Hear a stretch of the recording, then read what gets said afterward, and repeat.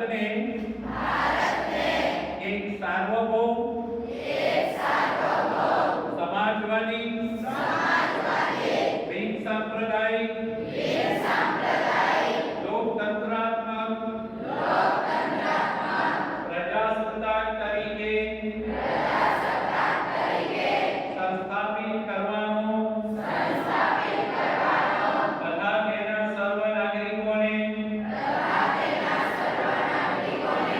સામાજિક આર્થિક અને રાજકીય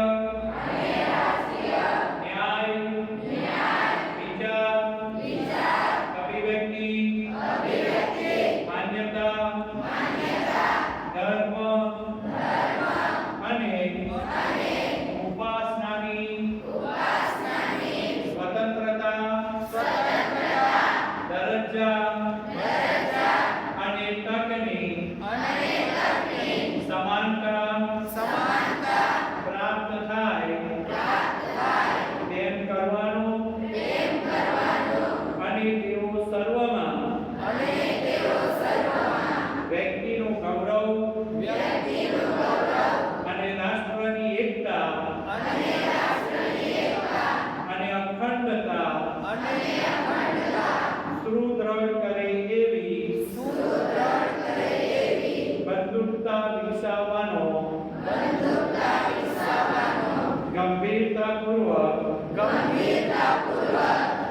સંકલ્પ કરીને અમારી સંવિધાન સભામાં 26 નવેમ્બર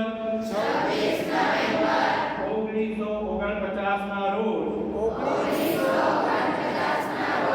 આથી આ સંવિધાન અપનાવી તેને અધિનિયમિત કરી અમને પોતાને અર્પિત કરીએ છીએ।